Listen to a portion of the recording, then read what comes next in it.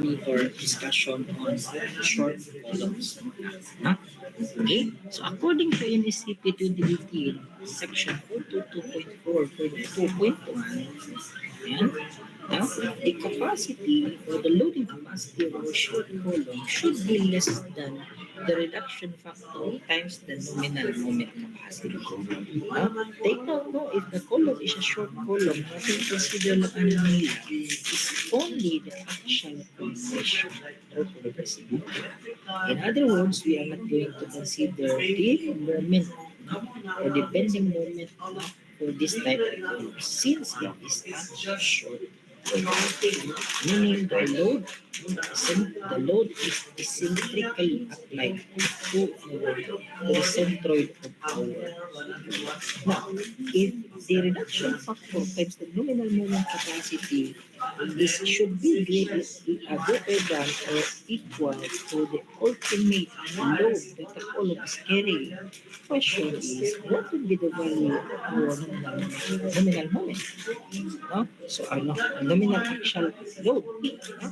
So the nominal actual load P is defined by table 422.4.1, wherein it is dependent on the type of column we are dealing with.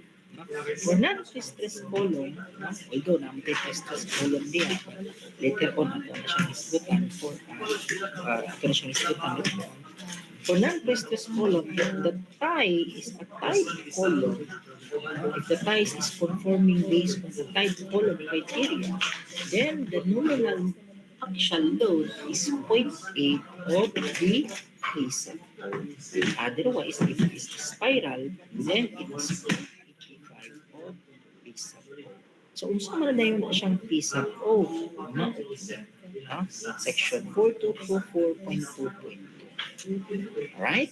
Wherein for non-precious members and composite steel and concrete members, this O shall be calculated by the formula 0.85 FC prime, the cross-sectional area minus EST plus FY is. Okay? Wherein 0.85 FC prime yung compressive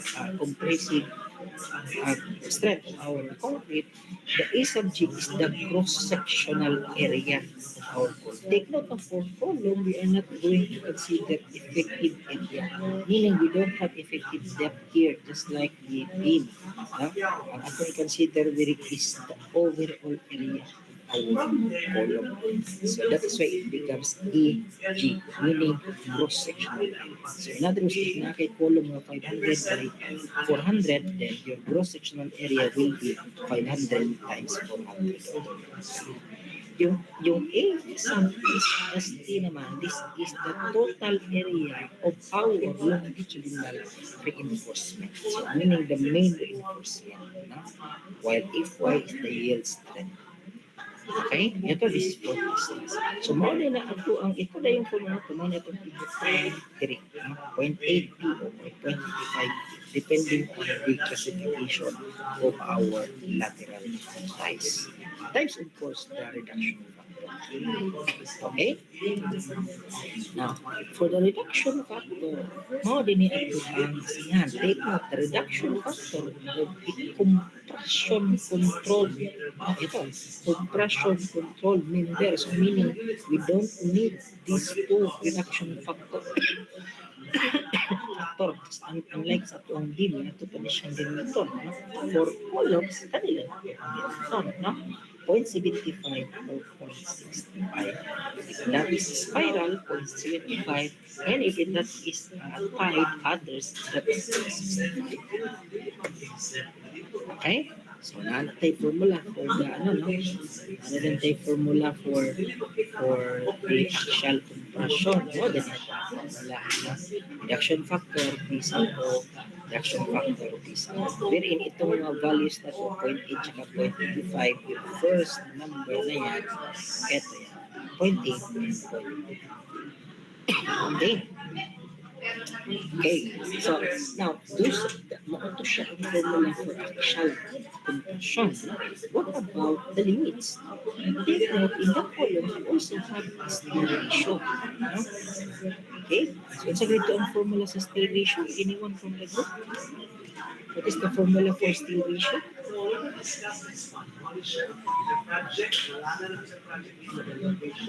Anyone? What's the formula for still ratio? Still ratio.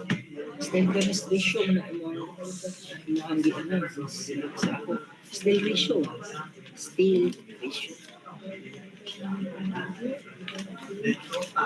Yes. Yes. Okay? So, muna 4 pips. Muna siya 4 pips. Take that for the columns, we don't have effective area. Yung BD kasi, yung B times D, yung base times effective area, that is the effective area. For columns, we don't have effective area. The whole area of our concrete column is actually effective. So that is why the steel ratio for column is actually equal to the ratio of our steel reinforcement to the cross-sectional area. So meaning the steel ratio now becomes ES over A times G or area of our concrete column. Now, the steel ratio has also minimum and maximum values wherein according to section 410.6.1.1.1 ang atuan ko ng minimum steel ratio is 1%. Ito yun, 0.01 of the gross sectional area. Meaning, 0.01. Yun yung minimum natin na steel ratio. While the maximum will be 0.08. Okay? It should not exceed 0.08. Alright? Okay? And the number of longitudinal bars, yung ating vertical bars na yan, naabot tayo minimum number niya. Wherein it should be 3 for triangular ties, 4 within a rectangular or circular ties, and 6 naman for spiral columns. So, unsa may but pa sa but niya?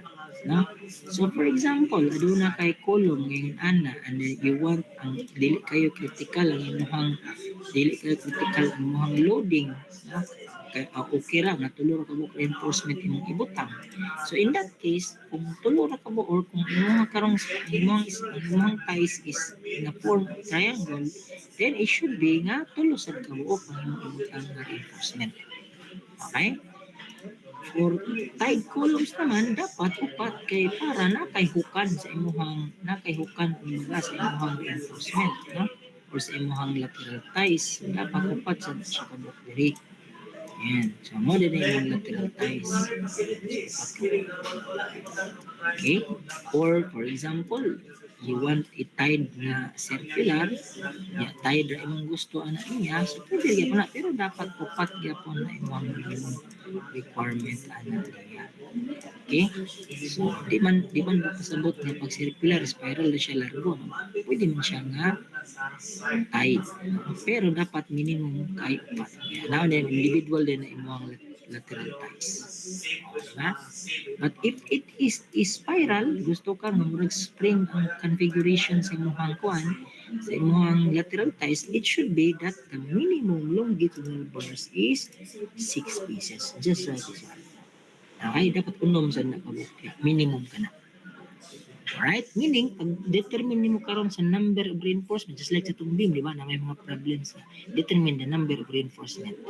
Okay? So, kung tied ang mga column, yung result dito is only 3, do not say 3. You say 4. Kaya mo man na ang itong minimum. Okay? Or kung ito ang column is spiral column, do not say 4 or 5, but rather, you say 6. Kahit na below 6 ang iyang value, you need to round it up to 6 because that is the minimum value or number of our longitudinal bars. Right? So for ties naman, we use 10 mm. This is the minimum diameter of our ties if the longitudinal bars is 32 mm and below. No? So dili pwede ang 8, no? Dili pwede nga 8 mm ang lateral ties na to or 6 mm. May kayo, it should be 10 mm, no? If the longitudinal bars is greater than 36 mm and above, you use 12 mm. Alright, 12 mm. And take note the vertical spacing, the maximum vertical spacing of lateral ties with excluding the seismic detailing requirement wherein that would be another story or another requirement, no? Kung based lang sa strand requirement, ang ating maximum spacing will be 16 times the longitudinal, the list of the longitudinal reinforcement, 14 times the diameter of our ties, or least dimension of the column. Okay, so mao kani ang atong minimum requirement. By the way, no, ang shear reinforcement for column, we call that one as lateral ties. For beams naman, we call it as stirrups. Okay? For spiral naman, no, for cast in place concrete, ties shall not be less than 10 mm, while the spacing shall not exceed 75 mm nor below 25 mm. Right? Wherein nasa the steel ratio or steel ratio for spiral reinforcement divided by the speed 0.45 H over EC minus 1 times the ratio of CI over 4. So take note, itong steel ratio na to, this is for the spiral reinforcement. Okay? Spiral reinforcement. Right? So let's have an example. So a reinforced concrete tied column carries an axial dead load of 950 kN and an axial live load of 1,220 Newton. Use FC prime 28 megapascal and yield strength of 400 megapascal. So the requirement will be what is the smallest dimension of the tied column. Now, if the steel ratio is 2.5% or 0.025, and what will be the number of 25 mm diameter bars? What will be the clear spacing of between these two bars? And lastly, what will be the spacing of our spacing of our 10 mm ties?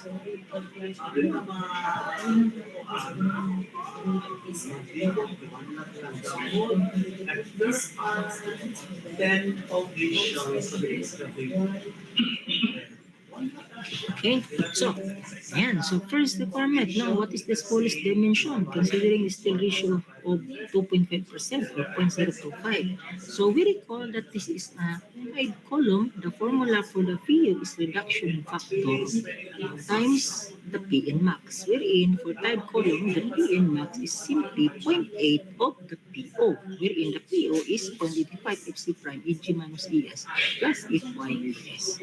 And we all know that the steel ratio, as we have discussed earlier, is simply the ratio of our steel reinforcement to the cross-sectional area of our concrete column.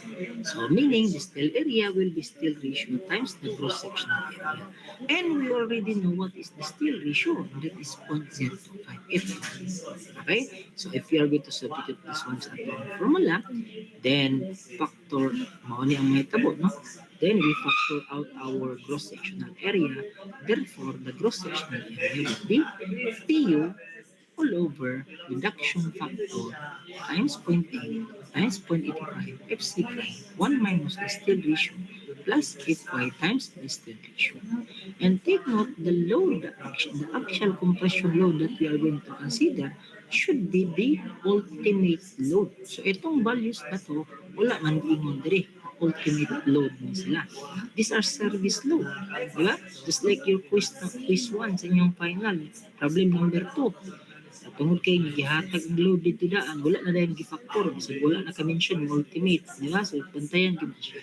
So in this case, these are not ultimate since these are loading itself without mentioning that this is an ultimate load. So therefore, we need to combine this one using the load formula na 1.2 live load plus 1.6 live load. So all in all, we have an actual compression of 3,092 kilo.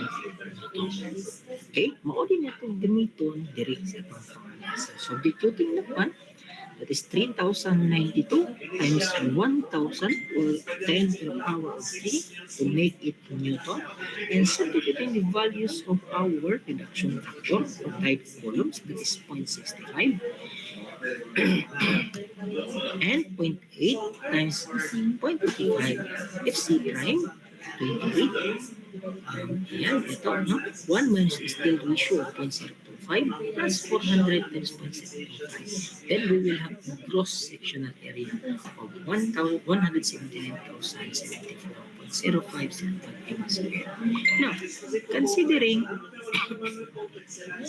considering that the column is assumed to be a square column, then all we have to do is to get the dimension, all we have to do is to get the square root of our cross-sectional area. So in that case, we will have a value of 423 millimeters. So take note, no, to be practical, no, it should be a multiple of 5 or multiple of 5 or multiple of 10. No? So kung spacing ni siya, imo siyang palambyan. But since this is dimension, as na kung dimension must say. So that is why instead of 423, we say 425 mm squared. Right? So mao kanila yun ang atong dimension. The least or the smallest dimension of our tide column. That would be square 425 millimeters by 425 millimeters. Right? So next question, compute the number of 25 mm diameter bars. Di ba ang atong formula ganina, the area of steel reinforcement is simply eto, steel ratio times the gross sectional area. No? It could be na kanila rin akong gamiton or mas accurate kung ibalik na to siya direct. Okay? Ibalik na to siya direct. No? Mas conservative ang so, although okay lang sa gyapon nga anong ato ang adjusted the gross sectional area and multiply ni siya na largo na ito ng steel ratio to get the area of steel reinforcement. It is also acceptable. But again, no, mas practical kung ibalik ito siya sa formula. Mas gamay magud ang result compared to ilargo nito siya ng multiply. Okay? Ayan. So, gibalik na ito siya balik dito sa value sa itong iyo. Substituting the corresponding parameters, given parameters, then we will have an area of steel reinforcement of 4,378.732. And we convert this one to the number of 25 mm reinforcement. So in that case, the number of 25 mm reinforcement is 8.92. So say 10 pieces, right? Or as pwede sad nga you can say 12 pieces.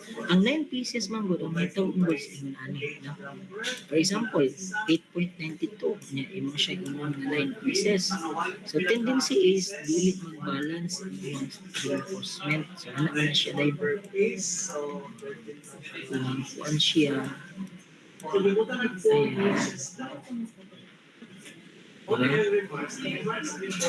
may tabo 9 pieces man or pwede sad ngayon ani pwede sad ngayon ani. Alright, for a while tulo ang lugar tumili 3 isa 1 to 7 3 po diba mo na yung 9 pieces. And if you notice, this will produce an unbalanced capacity. Ano unbalanced na siya? In this corner, same sila, balance. But in this case, hindi siya balance. Diba? Tulo man hindi. Ito din, upat. Ito tulo. So, dili ganun balance. Diba? So, it should be that all the corners should have a reinforcement the same with other corner. So, that is why I see here that we round it up to 10 pieces. Para may tabo karon sa tuang steel reinforcement in ani din sila. Okay, ani ba ka? Diba? So 10 na siya karon. So mas balance siya karon. Balance ang tuang steel reinforcement. Or pwede ka 12 para mas ano ba? Pero dili pa siya conservative or economical. No? So it says here that 9 pieces will be impractical but possible. For design practicality, options are to increase the number of bars to 10 to 12 pieces or maybe to use straight 20 mm or a mix of 20 and 25 mm.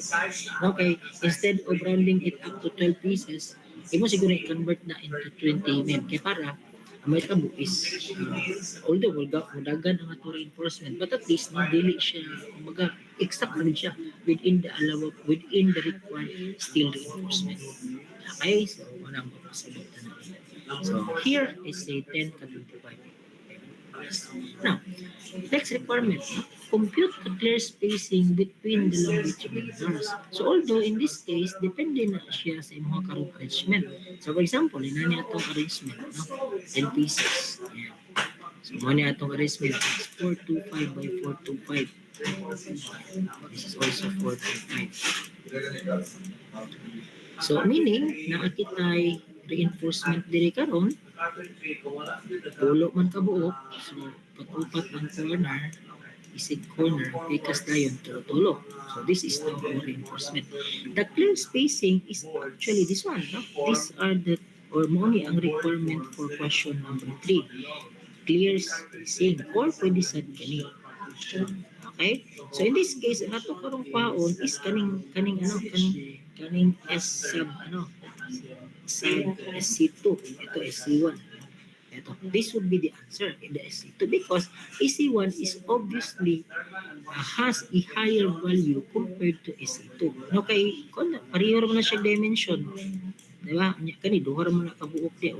So mas luag siya di ang part. So meaning ang critical is itong SC2. Kay upat na kabuok niya ang range. So SC2 will be the answer for question number 3. So question karon kung may value ano niya. So by simple algebra lang. So meaning itong 425 na yan okay is simply equal to example na lateral ties no? Libot 10 mm ang lateral ties na to. So cover na to diha 40. Itong part na to 40. Ito din 40. So that is 2 ka 40. Okay. Plus, we have lateral ties here, 10 mm. Ito din, 10 mm. So, meaning, duha ka 10 mm. Alright? And plus, itong apat na to, reinforcement, 25 mm. 25 mm, 25 mm, 25 mm, and another 25 mm. So, meaning we have 4 times 4 ka 25 mm. Okay? And of course, our clear spacing here. So, the SC2, this is also SC2, and this is also SC2. So, meaning we have 3 ka SC2. So, 3 ka SC2. So, SC2 now will be equal to, alam mo siya, this is 75, Ms. Rone. 425 minus 80 minus 20 minus 100 divided by 3. Sorry. 425 minus 80 minus 20 minus 100 divided by 3, 75. Alright. Okay, so meaning the answer here is 75 and for this particular configuration. Now, what if ang configuration kay dili imong ana? No?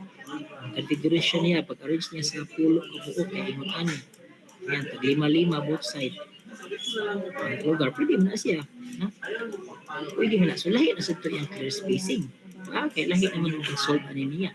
So, that is why in this case, the number of 10 pieces could be arranged in many ways. So, in this case, duha ka way. No? The clear spacing and the main reinforcement will be dependent on this arrangement. So, kumbaga, it depends on how you arrange your main reinforcement and based on that arrangement, you solve for the clear spacing. Okay?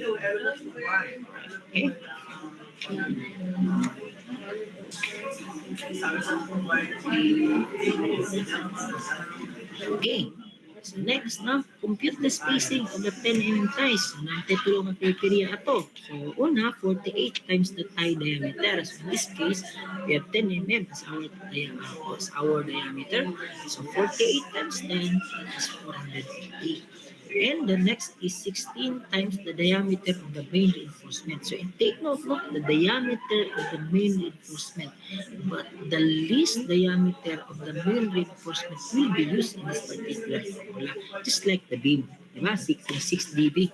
Nga ato ang hook spacing. No? 6 dB. The dB there is actually the least diameter. So, in this case, puro naman ta 25 mm.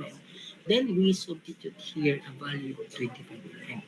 So 16 times 25 is 400 mm. And list dimension, pareho ito 425, then that is 425. So in this case, ang pinakagamay ang ano niya will govern. So in that case, 400 mm ang govern. And if you notice, the 400 mm here, 400 millimeters here, is very far, or in other words, lagyot kayo. But because this is the maximum, no? This is actually based on the code of maximum spacing. So in this case, take note that this will not be the final spacing of our ties because we need, or we ought to design it first, or we need to check it first based on the strength requirement and the seismic resistant requirement or shear for columns. So for now, since wala pa man taana, then we will stick to 400 mm na spacing. Okay? Right. So next example, spiral column. Spiral column. No? So a spiral column carries a dead load of 1,070 kilonewton and a live load of 980 kilonewton. So take note, no? The load here is not ultimate. Again, no? Kaya wala man siya dimension niya. Ultimate ka na. So ato na sa nagamitan of load ka. While our compressive strength is 27.5, the yield strength of steel is 13.5. The steel ratio is given at 3%, 4.03.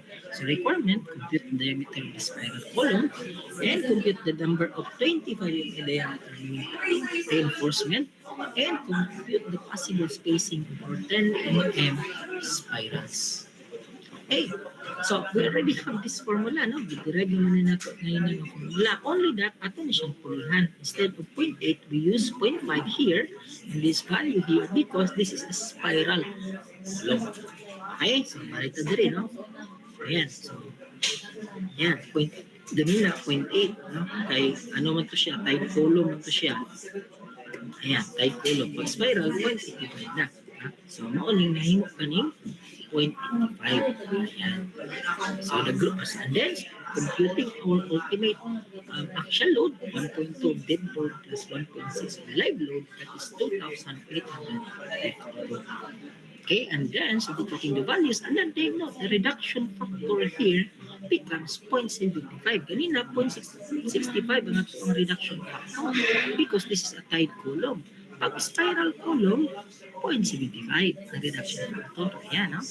Okay, so meaning in number 2, our reduction factor becomes 0.75. So meaning in that case, we have a cross-sectional area of 127,533.7773 millimeters squared. And take note, this is a circular column, that is why diameter ay nagipangutana nila. Then we equate this one to the area of the circular column, then we will have a diameter of 402.96, and we could round it up to 405 millimeters or 410. It's depending on your judgment. So in this case, we use 405. Okay.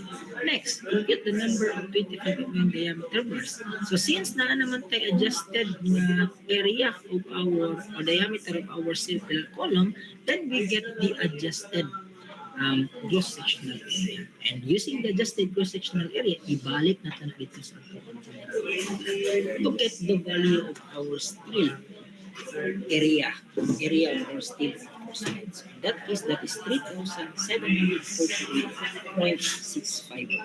And equate that into the number of our 25 mm diameter. So in that case, that is 7.627, and we say 8 pieces. Right?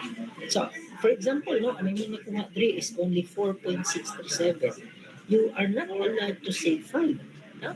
Hindi pwede mag-5. Kaya naman, no? Take off. Pag spiral ka na sa column, the minimum number of main reinforcement is actually equal to 6 pieces. So that is why ito 8 pieces na ito, it is between the maximum number of 6 pieces. So, yun ito sa 8 pieces. Okay, now, next question, no? What would be the possible spacing of our 10 mm spiral stirrups? So take note na ating formula, the spiral steel ratio. Ito, no? Ayan, wherein the spiral steel ratio is equal to 0.45, the cross-sectional area of our spiral column, divided by the core concrete area. So, ano yung core concrete area? No? So, for example, na tayo circular column, di ba? If we are going to solve for the cross-sectional area, we consider the overall diameter. Okay? We consider the overall diameter. For the core concrete area, the A sub C, no? Yung A sub C natin, this is actually the concrete area within the spiral reinforcement. So meaning ito yung i-consider natin na diameter to get the core area. So this is now our D sub C. Okay? So mo na siya kung ibutang na yun niya. You get the area using the D sub C and substitute it here. Okay, so what we did is we have a diameter of 405 and we deduct the 80 mm, no? Meaning assuming 40 mm yung steel covering, 40 mm here, another 40 naman here. So that is D minus 80, that becomes the value of our D sub C. So 325 atom D sub C. So we can equate this one in terms of area. So ang nabilin, diameter na lang, di ba? Pi over 4 diameter square. So kanin sa daan na siya pi over 4. So cancel to siya. Ang nabilin diameter is only the diameters. Okay, so we substitute the values, then we will have spiral steel ratio of 0.1655.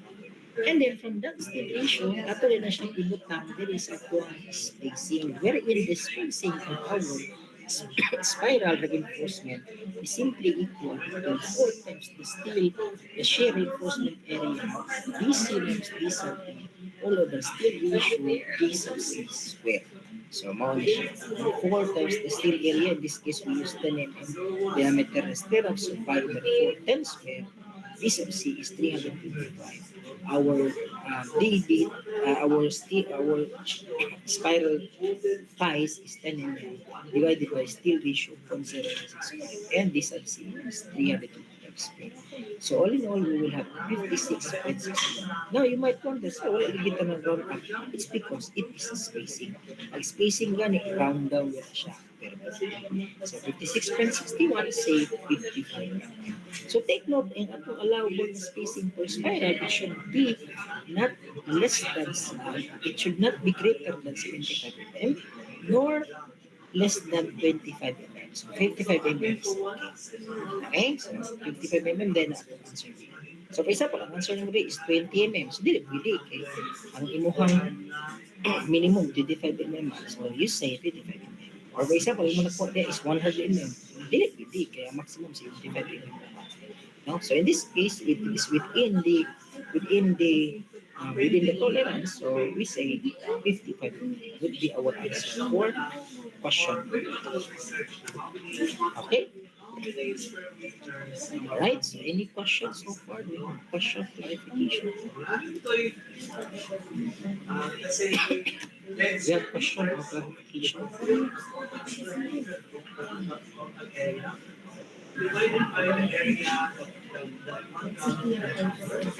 Okay. So, are you still there? Okay pa ba mo? Okay, so for now kana lang sa ang atong discuss. Okay, medyo information overload na ato pagpadayon. So kana lang sa for now, and take note for this week, no? We don't have plate for this week, but I have given you your final lab exam, so you may start doing it, no? Start with the design of your beams, no? And you can design the flexural reinforcement and shear reinforcement, and maybe by next meeting we will discuss the torsion reinforcement for our beams. Okay, if there are no other questions, clarification, then yes, Miss Guevara. Ay, sir, present ko, sir, na. Iwit lang kung ikot ganiha, sir. Absent na to, kaya na-iwit man. Kuha naman to, sir, 2 minutes. Sir, bago Pusit, po, sir. bago.